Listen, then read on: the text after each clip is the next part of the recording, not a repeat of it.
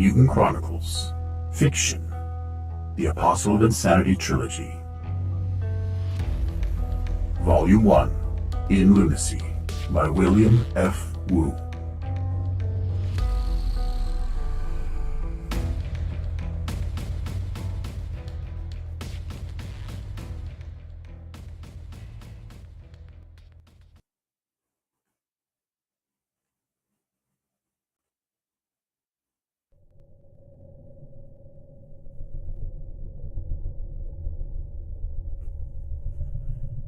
Chapter 23.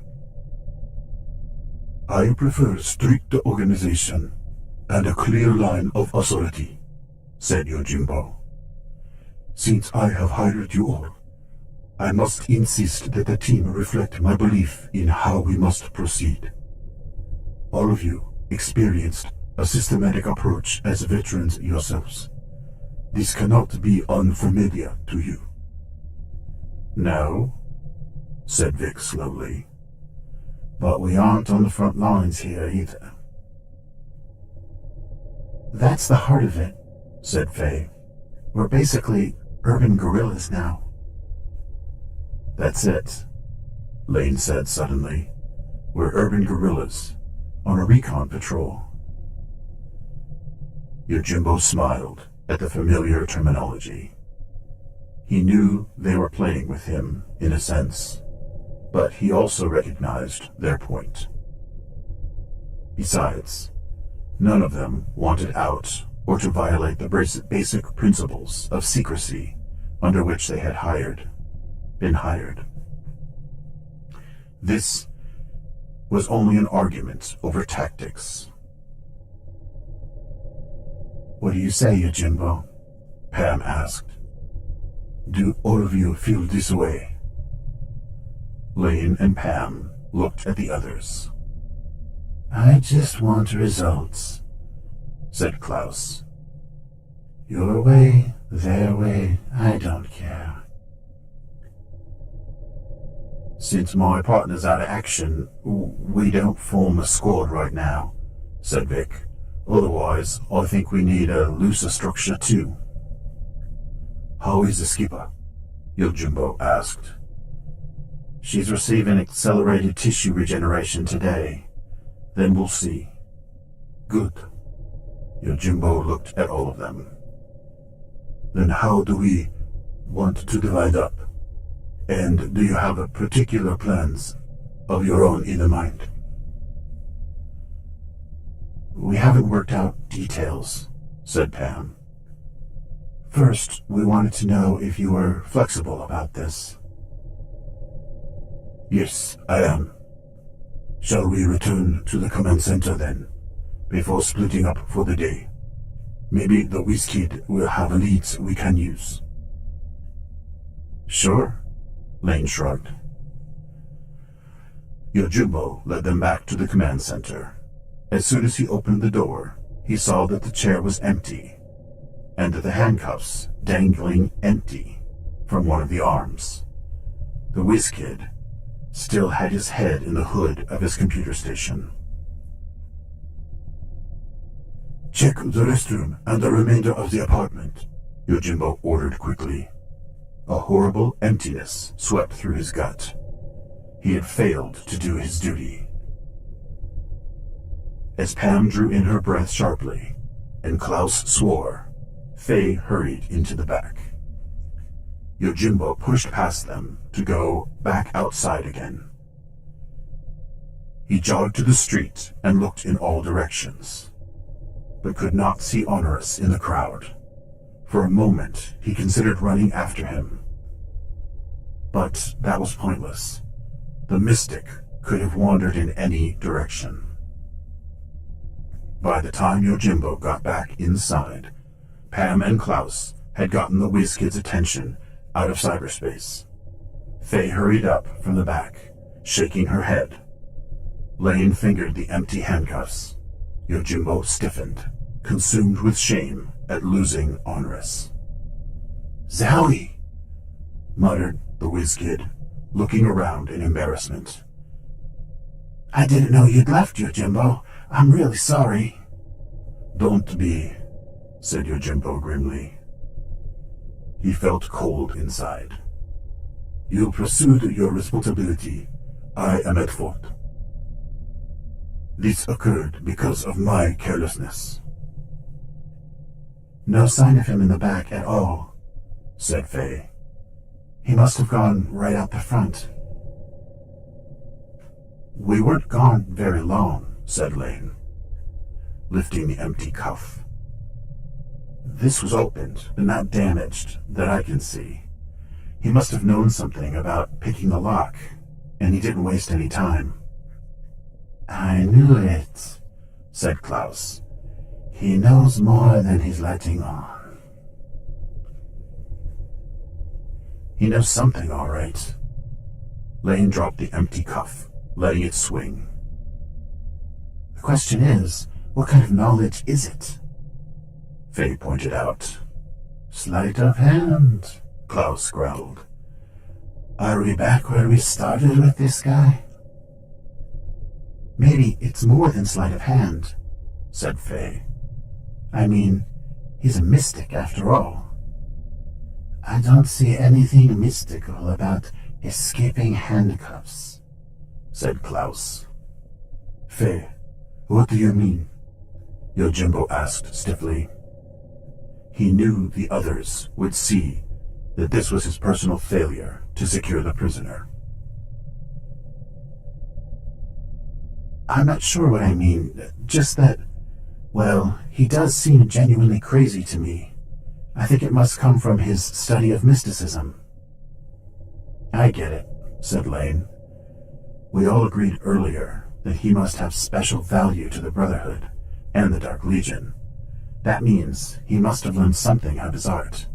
His escape could be part of it. Yojimbo nodded, keeping his anger at himself tightly controlled. Maybe so, but of course he's our only lead to the Dark Legion. We have no other business with him or his concerns. He might be good for barter, said Klaus, with either side. Let's get talking and get moving, said Lane. How about it? As you wish, said Yojimbo. You have asked for more flexibility. How do you want to proceed? Lane and I want to go back to the site of our firefight under the docks, said Pam. I'll stay with Yojimbo, said Vic, since I don't have a partner. I want to follow the mystic, said Yojimbo. He knew that part of this was a matter of personal pride, but he did not want to admit it out loud. He turned to the WizKid. Have you found any more leads through cyberspace? A quarter Zowie? No, I haven't, said the WizKid. But I can get back on it. In fact, now we have exactly what Honorius looks like, and which neighborhood he was in a few minutes ago. I should send out an alert. He turned back to the computer station. Fay, said Pam, what are you and Klaus going to do? Want to come with us? I'd rather follow Yojimbo, said Klaus. The mystic can't be far, and he's still a lead of some kind. We'll split up, said Fay. You go with Yojimbo and Vic. I'll join Lane and Pam. If either squad needs one of us, we can shift. All right, said Klaus. Let's go, said Pam.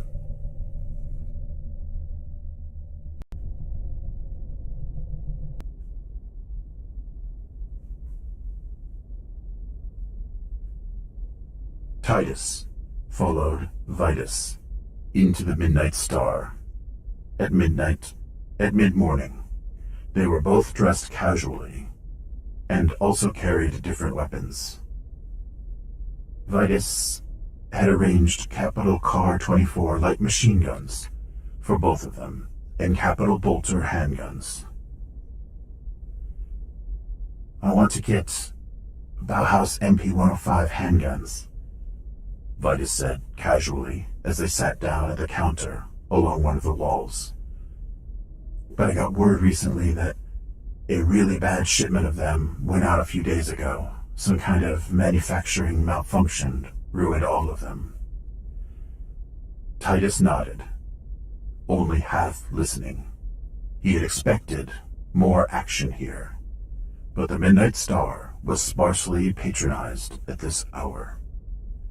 However, he saw that Vitus had done his job of disguising them well. Everyone else was also casually dressed and armed similarly.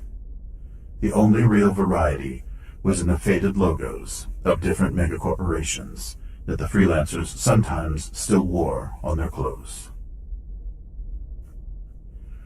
"What shall we do here?" Titus asked. "This is not much of a group to work with." Vitus nodded toward a heavy-set, white-haired man eating eggs alone. His face had Slavic features.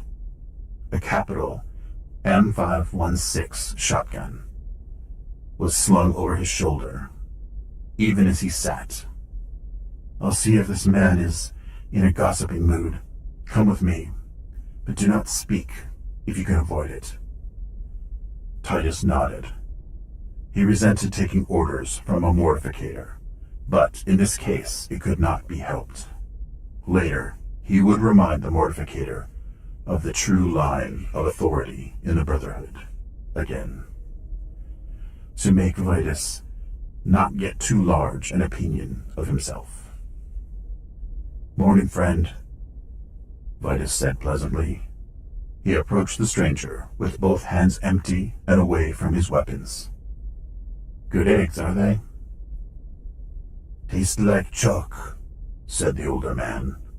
"But then I like chalk. I eat this stuff every morning. What's it to you, either way?" "I wonder if you could help me with a little scuttlebutt," said Vitus. "It might cost you. Then again, it might not. What's on your mind?" "I want to buy some handguns, but I heard MP-105s aren't reliable right now." "I heard that too. A big shipment went out recently that can't fire, but they aren't the only handguns in town. You must know that." "Let's just say I need good black market stuff, and I have a taste for Bauhaus products. Who's hot right now?" "Yeah, all right." The man shrugged. "This isn't even worth charging for. Everybody knows this.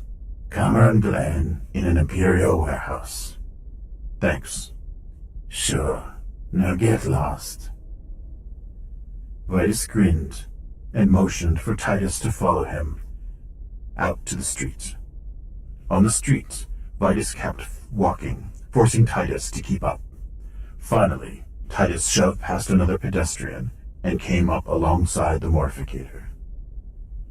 "You know where you're going?" Titus demanded. "You didn't ask him." "I do." "Yeah? Well then, why don't we just go there? Why did you have to ask?" "Because different black marketeers get hot at different times. Cameron Glen has been in business for years, but he's not always the hot guy to buy from. Now we know he is, right now." "So you know him?" "Yeah, he's a pain to talk to, but he's not as crazy as his reputation." "Crazy?" "It's just a gimmick." "What of his spirit? Is he pure of heart?" The mortificator laughed cynically. "If you mean, has the Dark Legion turned him into a heretic? I doubt it. The freelancers who buy from him would be spreading the word, if not eliminating him themselves. If you mean, is he eligible for Brotherhood approval? Don't count on it. And when we get there, remember, we're freelancers. He won't help us if he knows our true vocations." "I'll remember, mortificator." Vitus took him to the lower level of the city. then entered an industrial area full of factories first, even darker and even filthier than most of the city. Then they reached the blocks of warehouses, where gaunt, savagely angry gargoyles crouched in attack perches over the dark, virtually deserted streets. Ahead, Titus saw a large warehouse with a Bauhaus logo over the main door. Instead of approaching it, however, Vitus slid through the dark, narrow alley. They followed it down one side of the warehouse to a small door. With a conspiratorial glance at Titus, Vitus rang the buzzer. "Anything I should know about this man?" Titus asked quietly. Vitus shrugged. "He used to be in the Imperial Blood Berets." "So, what's that to me, one way or another?" "I hear they fight the Dark Legion in the jungles of Venus," said Vitus. "But I don't know if it's true." "Most of what people say about the Dark Legion is hearsay," said Titus. The lock in the heavy door clicked open loudly. Vitus opened the door with his left hand, holding his Car 24 ready at his right, taut on his shoulder strap. Titus took his own Car 24 in hand, but let the mortificator enter with a good margin. Nothing happened as Vitus entered, so Titus followed him. The lock had obviously been controlled from a distance. Inside, giant stacks of huge crates stood off to one side of the main aisle, down the center of the warehouse. A man's voice boomed through a loudspeaker, up near the ceiling. "Welcome, lowland friends. Come into the highlands of Luna, where the jungle never grows." Following Vitus carefully, Titus moved through the aisle, between the stacks of crates. He heard and saw no sign of anyone else. At the far side of the warehouse, they reached a small security station on a raised platform. Consoles full of control panels and screens filled with stations. Transparent security screens protected it. A small man with dark hair and a pointed face stood in the open doorway, with his arms folded. His jersey had the Imperial Blood Berets logo on it, but he also wore a Scottish kilt in a green hunting tartan. He glanced at both of them, but eyed Vitus cautiously. "Good day, Cameron," Vitus said politely, lowering his Car 24. Titus reluctantly did the same. "We too have run about the Ross," said Cameron. "You've come to pull the Goans, eh?" Titus understood none of that. His right hand itched to take up his Car 24 again, but he knew the movement would cause trouble. He watched Cameron warily. "I've done business with you before," said Vitus. "Do you remember me?" "Almost." Cameron studied his face. "Something different about you, John Riley. Your clothing, mayhaps. Your name would be Vincent." "Close enough, but I'm not here for hardware. Shall we call it today?" "What then?" "We're here about a certain firefight in the tunnels that happened lately. I'm looking for some scuttlebutt about those involved." Titus knew that Vitus was bluffing, hinting that they knew more than they did in case Cameron was also informed about the incident. "Luna City is full of black marketeers dealing in weapons," said Cameron. That was the first statement Titus had understood clearly. He looked at Cameron more carefully, suspecting his strange manner of speech was merely a posture. Cameron might be able to help them, after all. "You're hot right now," said Vetus. "Your job brings you word from the street. If you didn't deal with those in question directly, you may have heard rumors about who they serve." His tone was subtly shifted to one of menace. Suddenly, without a word, Cameron's eyes widened as he looked at Vetus's face. He straightened up in the doorway, alert and wary.